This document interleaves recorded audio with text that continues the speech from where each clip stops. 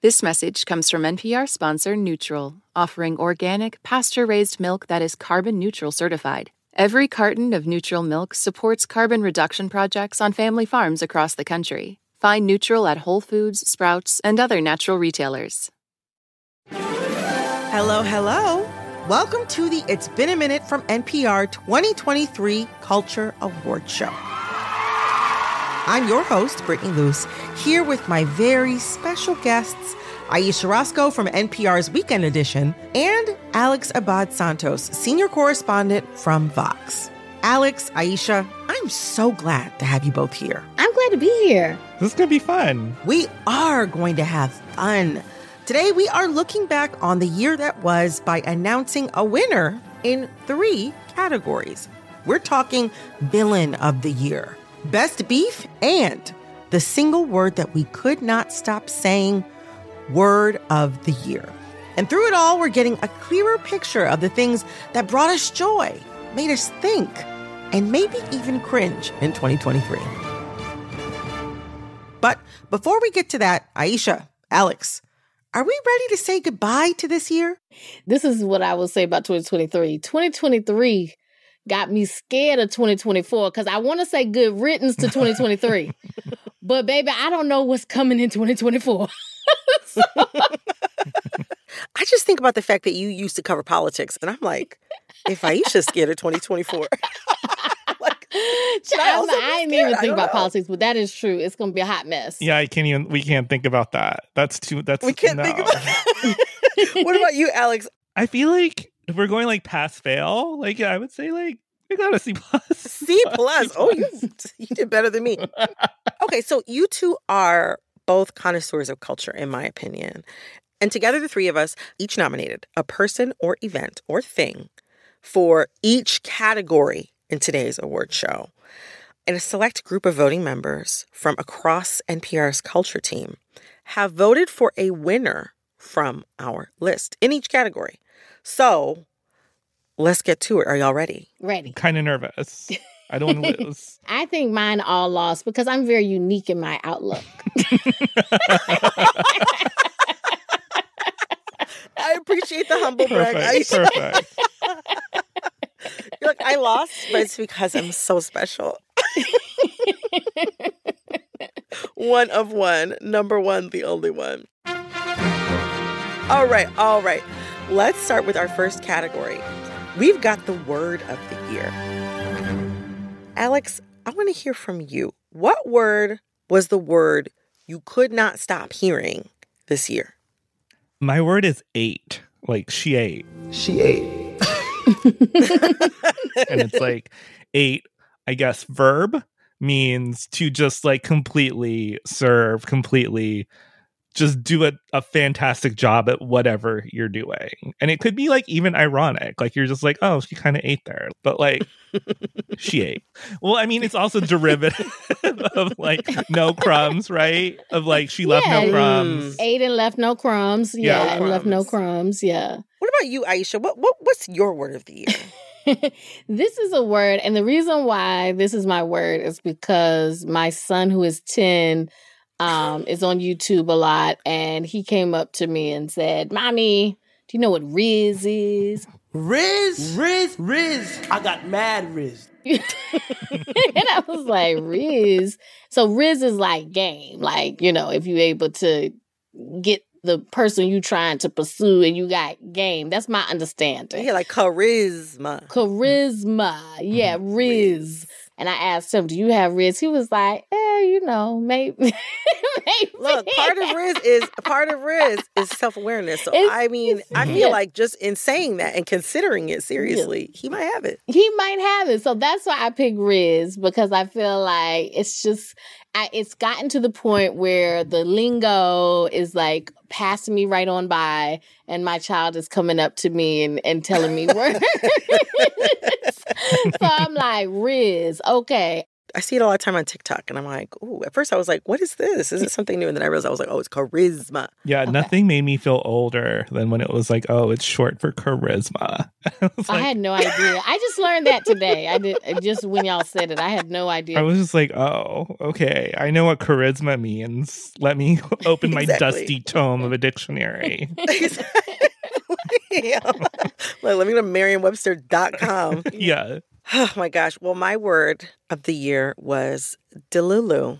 Oh, yeah. Woo. Because being Delulu is the Salulu. As in a short, cutesy, affectionate term for being delusional, not in the literal sense, but more so in the figurative sense. To use it in a sentence, Delulu until it's Tralulu. So it's like you kind of have to hype yourself up and believe in something, like believe that amazing things are going to happen to you, that your dreams are going to come true, that finally, you know, the person you're trying to pursue can see all the riz you have, you know? You do that until it's Tralulu. So until that's your reality. But what if, like, you never make it to Tralulu and you're just in your Delulu era forever? You're just Delulu. I thought about this. Delulu. But like, that's my vacation. My vacations are always Delulu vacations, because when I get the bill back, I'm like, oh. Yeah. Well, that's when it really comes Tralulu. That was like, the ooh. Tralulu moment. Yeah, exactly. That's the Tralulu moment. So those are our 3 nominees for this category.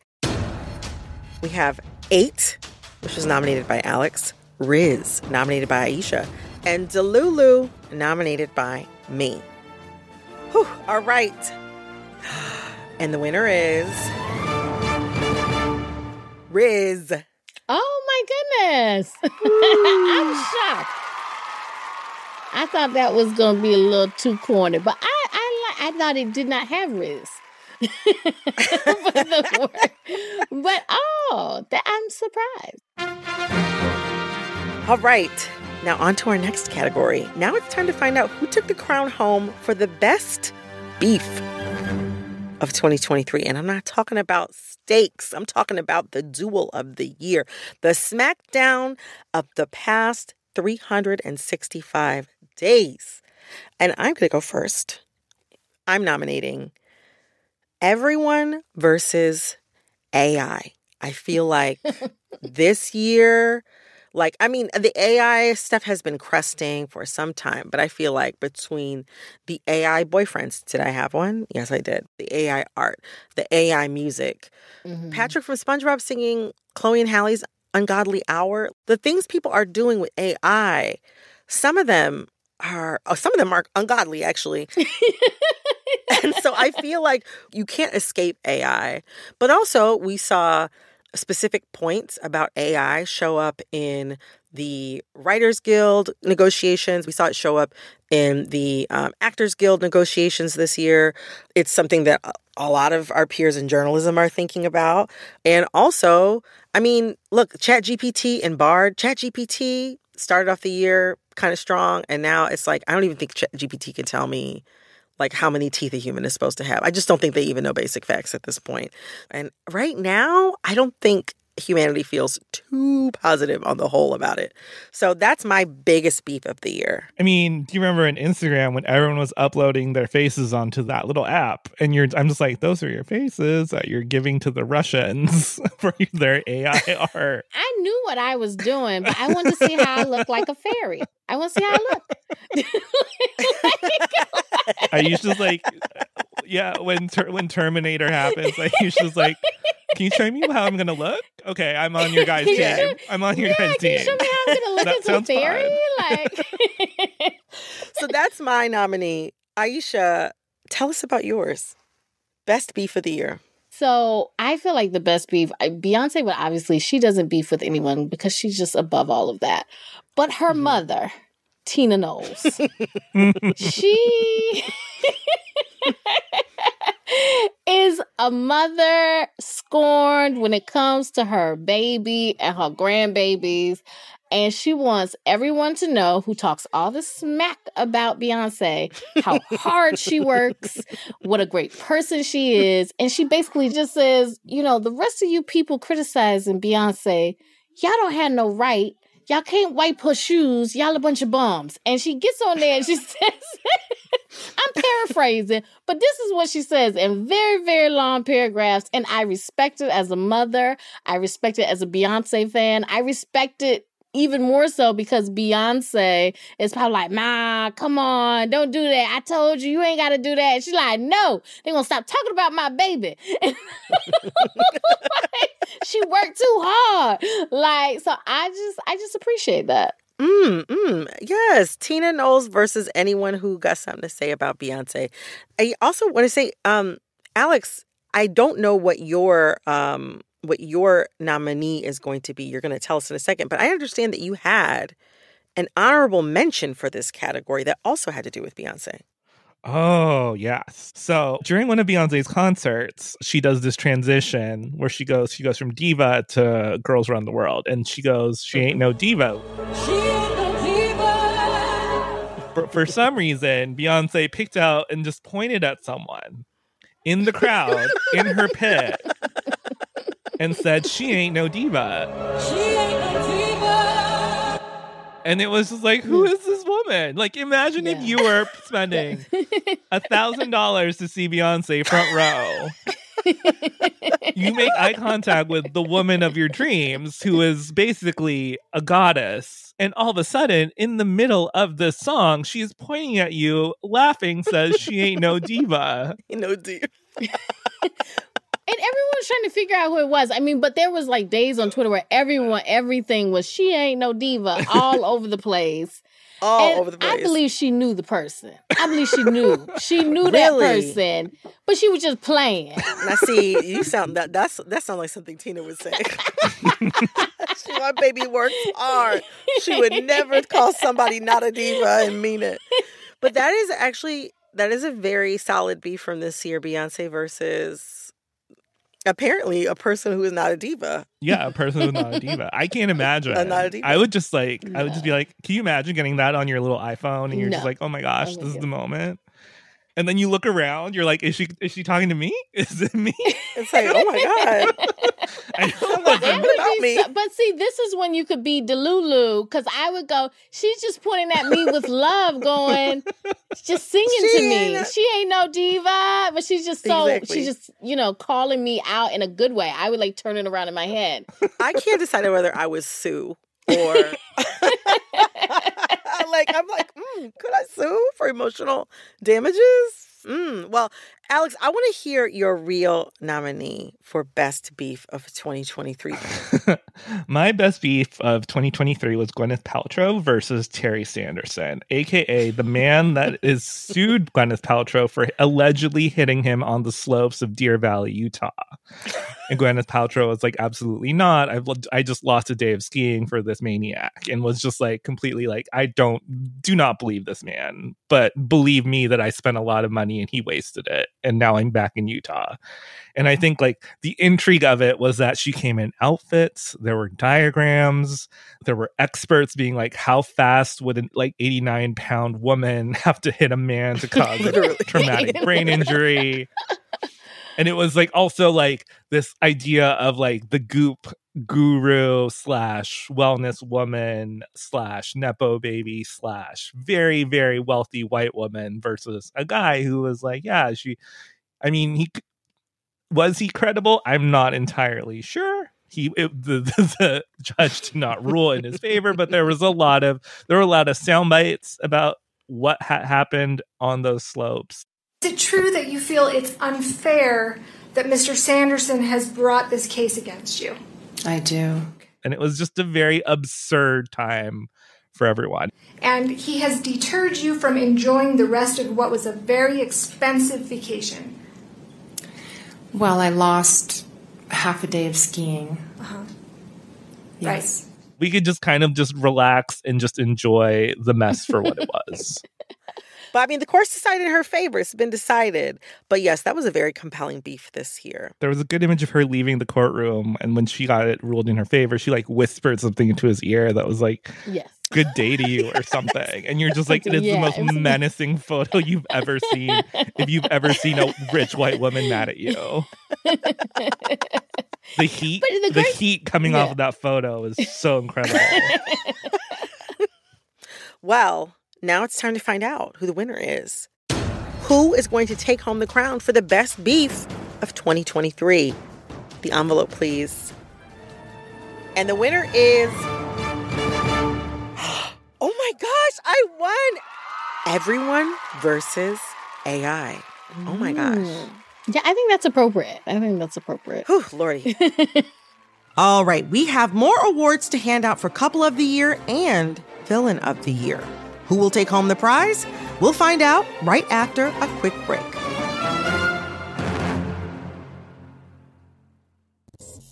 This message comes from Apple. Apple Gift Card is a practical gift that unlocks a world of entertainment and fun. You can send it via email or give a physical card to your loved ones, friends, or family. They can use Apple Gift Card to buy Apple products, accessories, apps, and games. But they can also use the funds to pay for music, movies, TV shows, and more. Visit apple.com for details and to send Apple Gift Cards to your friends and family this holiday season.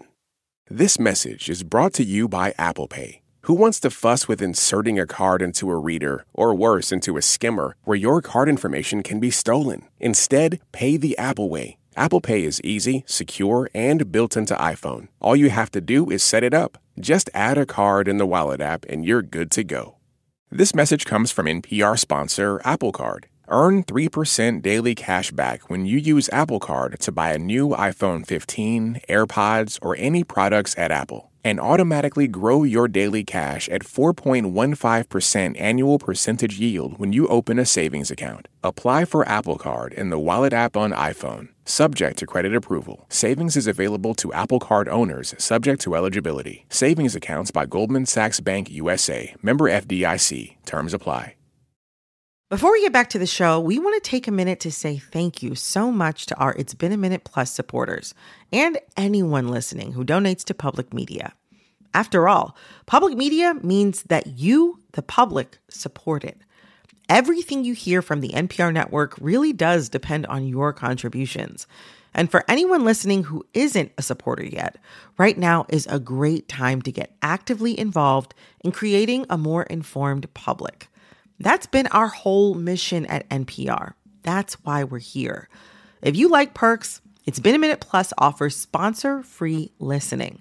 If you just want to make a tax-deductible donation to your favorite station or stations in the NPR network, that's great too. We've even had NPR Plus subscribers make additional contributions. What really matters is that you are a part of the community that makes this work possible. Your donation now funds the news and podcasts that expand your horizons, connect you to exciting ideas and people, and inspire you every day. Please give today at donate.npr.org/minute or explore NPR Plus at plus.npr.org. Thank you so much. All right, so for our next category, it needs no introduction. It's time for Couple of the Year. All right, Alex, I want to hear from you. Who is your Couple of the Year? To me, there is no couple of the year bigger than Taylor Swift and Travis Kelce. Because, who could get all these impressionable young adults to care about American football the way Taylor Swift has with this man? And this man, the more I learn about him, the more I like him. He's just very simple, has just wants to play football, is very hunky, just wants to be a good football player. But the whole thing with their romance is that she shows up to games and she starts cheering, and it's very high school quarterback. It's like a Taylor Swift video, kind of. Yeah, one of the biggest pop stars in the world. And it's just any network that has a game where Kelsey's playing basically changes their entire presentation to be have a Taylor Swift cam. This is how she reacted when he scored a touchdown. She gosh. cheered at this one moment, and it's very much like, look at, like, she has basically turned the NFL into a Taylor Swift concert without any actual singing. Sunday Night Football. Oh, and yeah, she's here. There's Taylor Swift and the VIPs who are here watching. Mike, back to Taylor Swift. The Taylor effect is real. Travis Kelce. I mean, the jersey sales alone. The jersey sales. They went up like a lot. It was just like, put Taylor Swift in an NPR t-shirt. That would help. That would be a big help to us. But yeah, that would be a big help. I don't think this gonna last. It's not gonna last. I couldn't know less about either one of these people. I couldn't know less about either one of them. And I feel in my heart, I think that they're going to get married. Really? That's my prediction. You oh, think yeah. so? I can't tell you why I feel that way. But Aisha, what about you? Who's your couple of the year?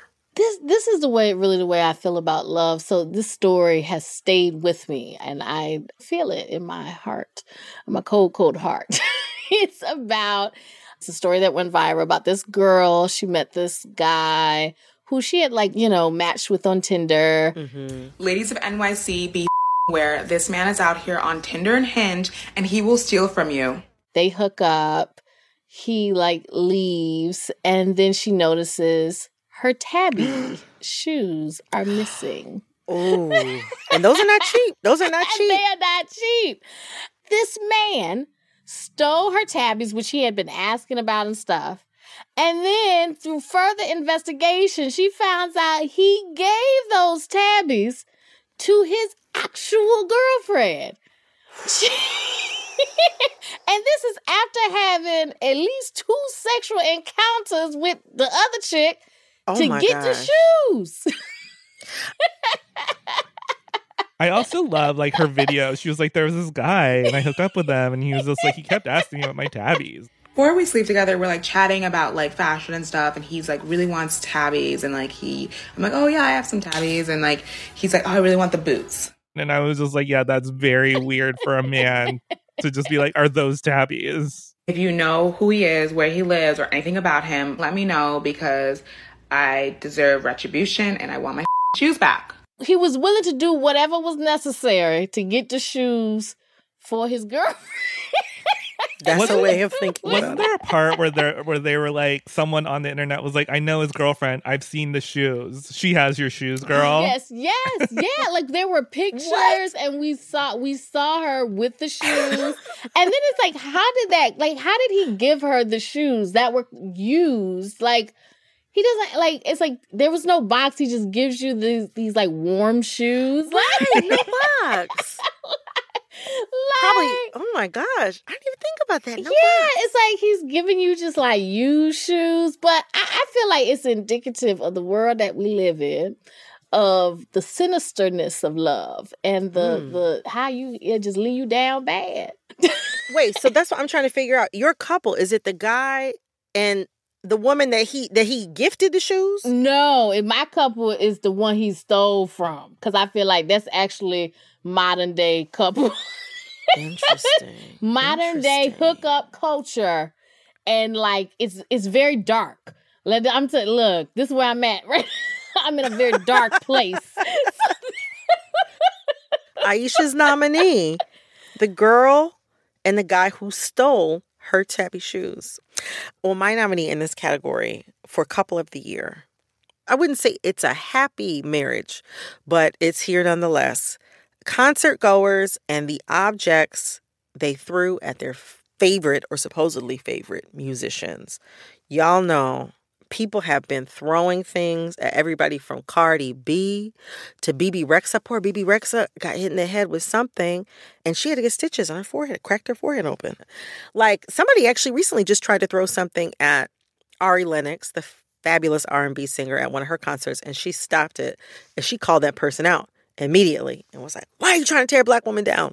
Or something to that effect, which I heard that and I was like, I'm going to start asking that question to everybody. But I'm glad that she spoke out and I'm glad that she pushed back. But yeah, this year, it's just I don't know what's happening, if people are feral or what, but people have been trying it at so many concerts and live shows just trying to throw stuff at performers. I don't get it. Since the pandemic, people just don't know how to act anymore in public. They've lost all sense of civilization.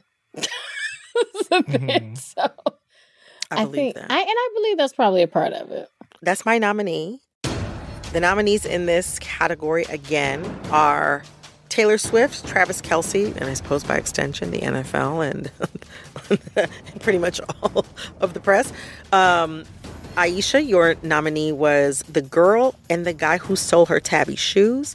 And my nominee, concert goers and the objects they threw at their favorite musicians. All right. And the winner of this category is America's favorite polycule, Taylor Swift, Travis Kelce, the NFL, and the press. We never go out of style. How does it feel to be a winner? Whew, I was nervous. But you can't lose with Taylor Swift, as the NFL has found out. Very true. Very true. All right. We got into our last category today, the villain of the year. The person or thing who really showed just how devious they are. So my nominee in this category are these Hollywood studio execs going back and forth with the Writers Guild and the Actors Guild in their very long and drawn out contract negotiations this year. Oh my gosh. I mean, who can forget the unnamed executive that said that they were trying to hold out the negotiations until some of these writers and actors started losing their homes. Like, wait, what? And I just feel like, man, these studio execs, they were really about that. They were about that dollar. They were about that dollar. And some people might say not much else. So that's my nominee in this category. But Alex, I want to hear from you. Who did you nominate in this category? Villain of the year. My villain of the year is Ozempic. Oh, the quote unquote miracle drug that basically makes you not want to eat, not want to drink, not want to smoke, its intended use is for diabetes. But I think earlier this year there was so many people that were on Ozempic that there was a little bit of an Ozempic shortage, because the side effects are drastic weight loss and basically Ozempic curbs your urges. And so I think there's some studies that say like, oh, you won't drink as much on it, and also like you won't smoke, and you basically turn into like this little skinny robot. And it's just like the open secret in Hollywood is that, like, is it really always diet and exercise that someone looks great? I mean, these rich people are always like, oh, it's just diet and exercise. But I think now there's this like trend of, are they on Ozempic? And I hate that I think about it like this.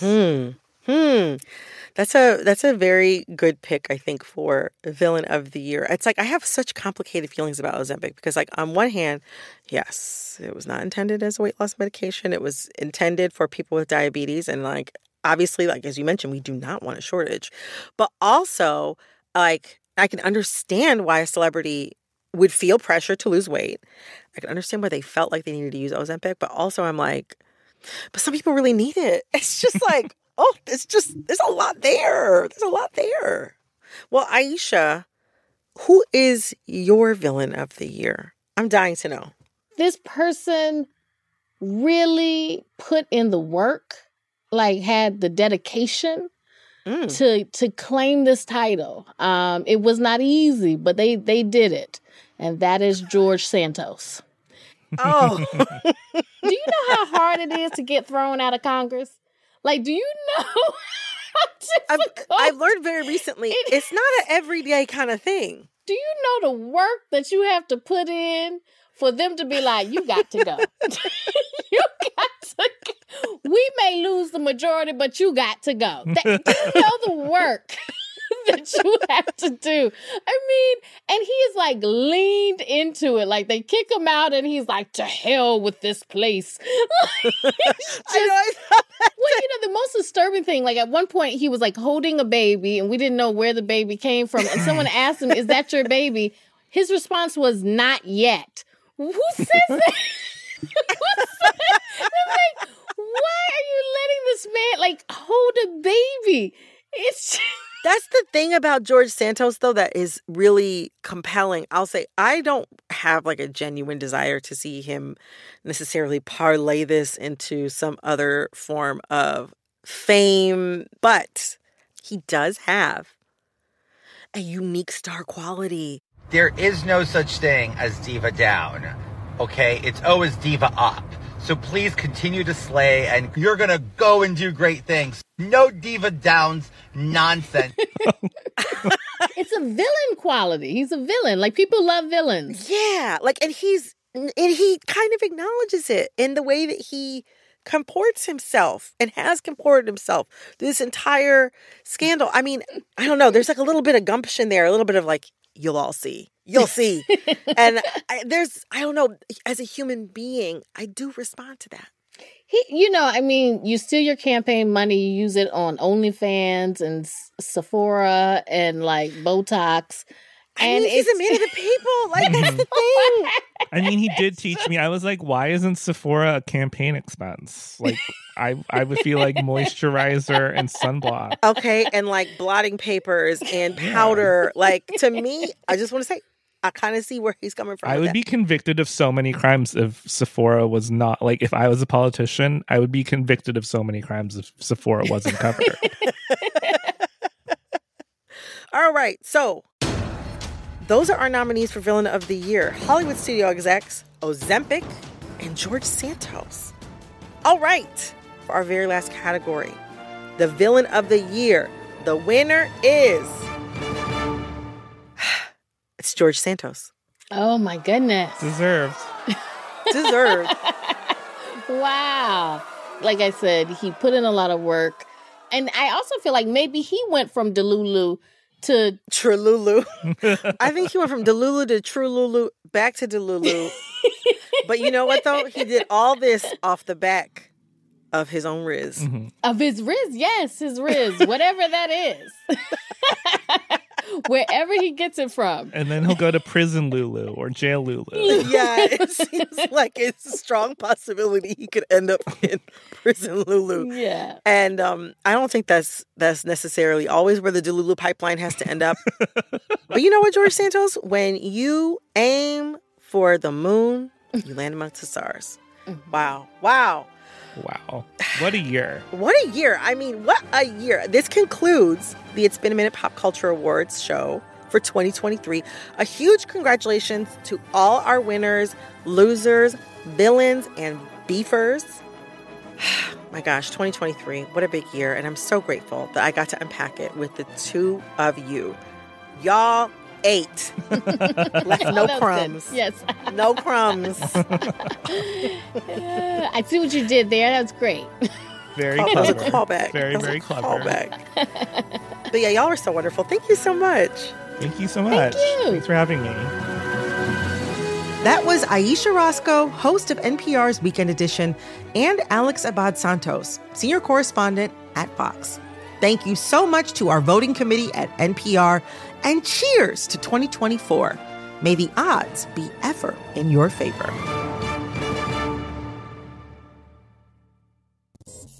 News is a public service. That's why NPR never puts a paywall in front of our journalism.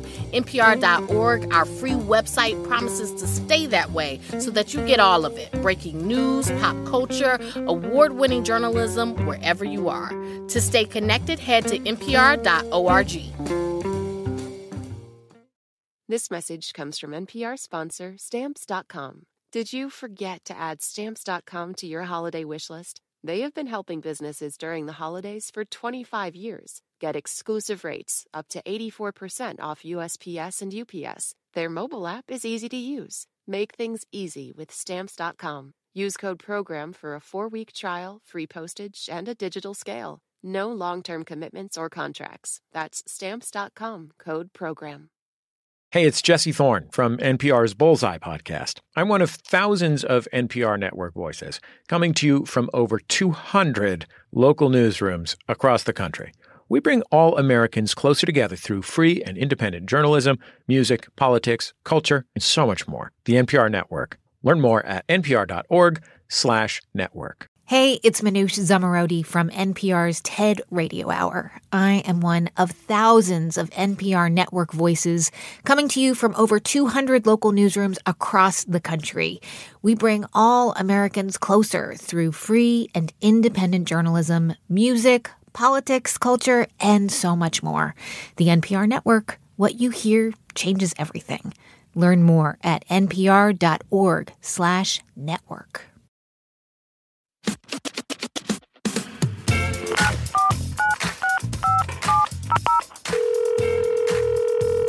Hey, Brittany. Hey, Brittany. Hey, Brittany. Hi, Brittany. My name is Juliana, and my favorite holiday movie is Elf. I'm wondering what your favorite holiday movie is. Well, first of all, hello, Juliana. Thank you so much for calling in with this question. I love a holiday film, but I must admit, I have never seen Elf.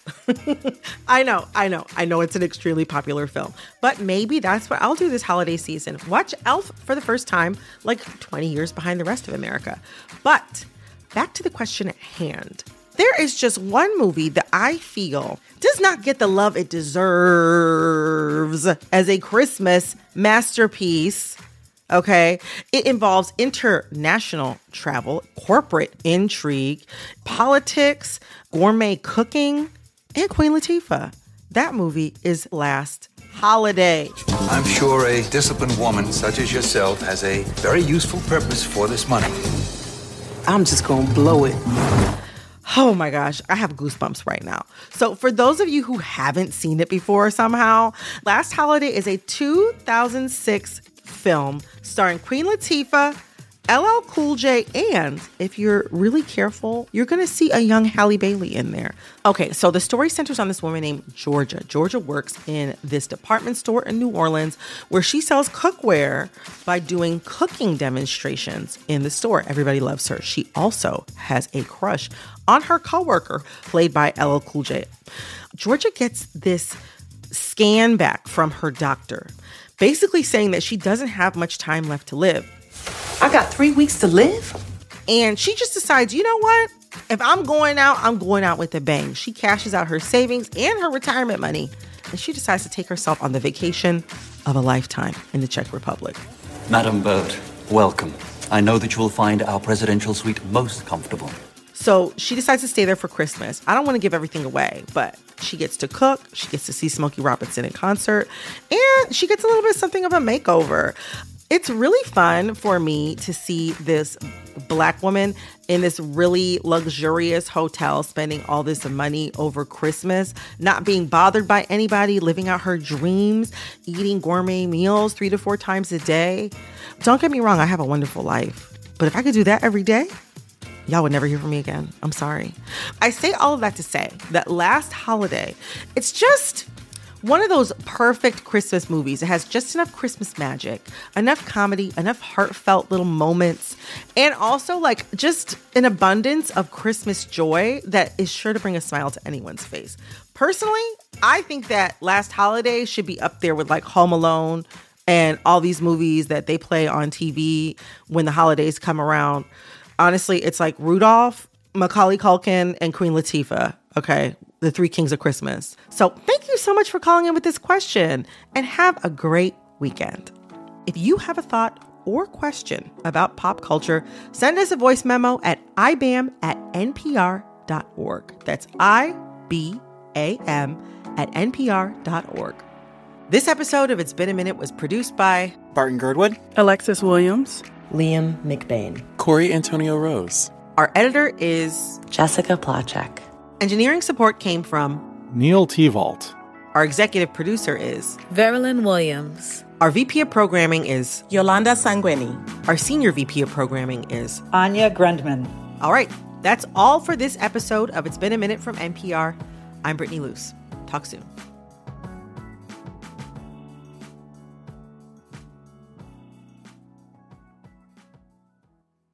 You ever been there when an uncomfortable question about race comes up, but you just don't know how to answer it? That's where Code Switch lives. Each week, we talk about race and how it intersects with every other aspect of our lives, especially when it's uncomfortable. Listen now to the Code Switch podcast from NPR. I'm Peter Sagal. NPR is very serious, mostly. It treats newsmakers with all due respect, almost all the time. It brings you the most important information about the issues that really matter, usually. And it never asks famous people about things they don't know anything about, except once in a while. Join us for The Great Exception. Listen to Wait, Wait, Don't Tell Me, the news quiz from NPR. Life doesn't come with an instruction manual, but the Life Kit podcast gets you pretty close. Whether we're helping you tackle life-altering questions or just your everyday pickles, we've got deeply human solutions to your deeply human problems. Listen now to the Life Kit podcast from NPR.